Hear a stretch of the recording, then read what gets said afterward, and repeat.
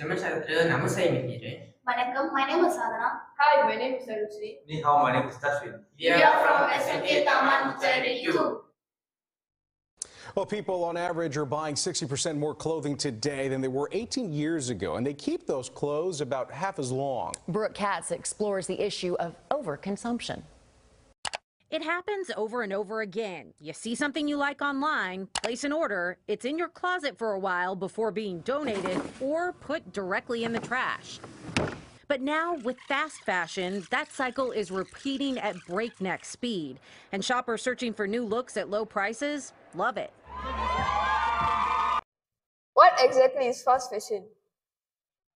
This is what we call fast fashion. Fast fashion is a mass production of trendy, low-cost clothing made quickly to keep up changing style and encouraging frequent buying.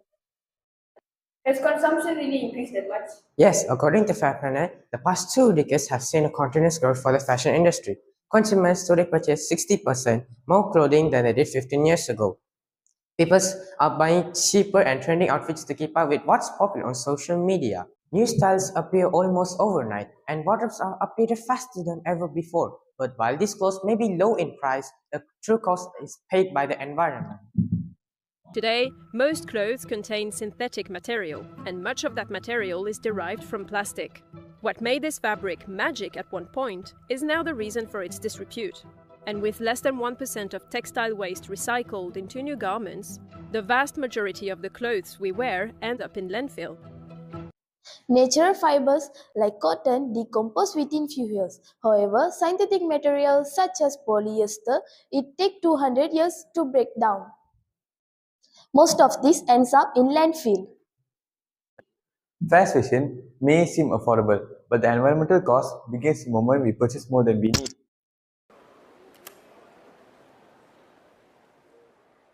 This presentation is made possible in part by a grant from the Orange County Community Foundation.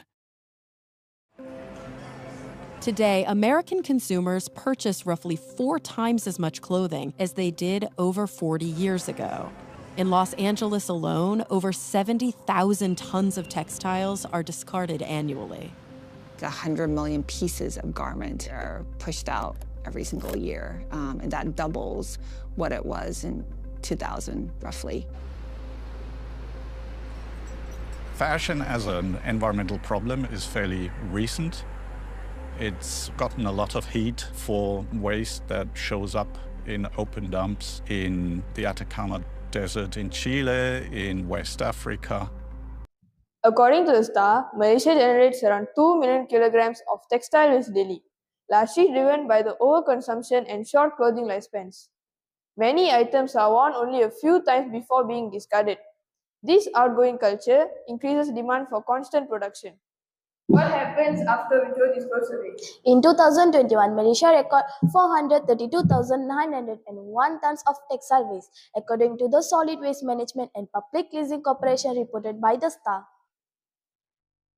Does it mean the clothes we discard today may remain long after we are gone?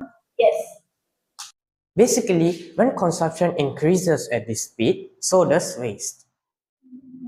Does the damage stop at landfills? No, during this time, they release microplastic and chemical into soil and groundwater. To break it all down, to grow enough fabric for one cotton t-shirt, it takes about 715 gallons of water. This is enough water to fill 18 bathtubs. At textile factories where fabrics are dyed, toxic chemicals and residual dyes can go through the pipes and pollute the water systems. This causes water to be undrinkable in some areas and harms the underwater wildlife. According to the Sun Malaysia, rivers such as Klang River and Gompa River transport these microplastics to the ocean, harming marine life. Additionally, textile iron processes contribute significantly to the industrial water pollution worldwide.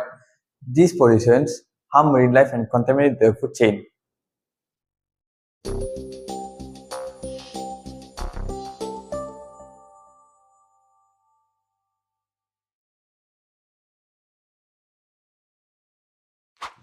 The main SDGs involved is SDG 12, Responsible Consumption and Production, addresses overconsumption of clothing, reduces textile waste, encourages recycling, reuse, and sustainable production, promotes longer product lifespan. SDG 6 Clean Water and Sanitation. Textile production uses large amounts of water. Dyeing processes pollute rivers and water sources. Fibers from synthetic clothing pollutes oceans. Fashion increases water pollution and water waste. SDG 13 Climate Action. Clothing factories release greenhouse gases. Transportation of cheap clothing increase carbon footprint. Waste in landfill release methane. The fashion industry contributes significantly to climate change. SDG 14 Life Below Water. Microplastics from synthetic fabrics enter the ocean.